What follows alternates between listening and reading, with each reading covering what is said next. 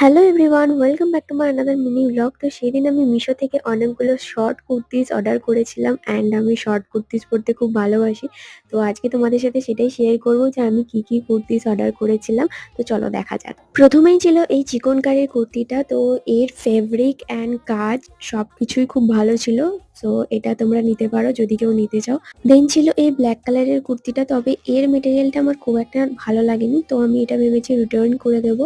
দেন ছিল এই off white কালারের কুর্তিটা। এই কুর্তিটা পরে আমি অনেকজনকে দেখেছি, এখন এটা প্রচুর ট্রেন্ডে চলছে, তাই এটা নিয়েছিলাম।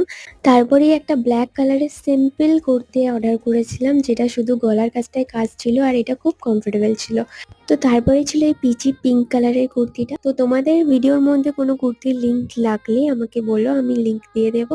আজকের মতো ভিডিওটা এখানেই শেষ করলাম। দেখা হচ্ছে নেক্সট কোনো একটা ভিডিওতে। ভিডিওটা ভালো লাগলে একটা লাইক করো, কমেন্ট করো অ্যান্ড চ্যানেলটা সাবস্ক্রাইব করে নিতে ভুলো না। বাই।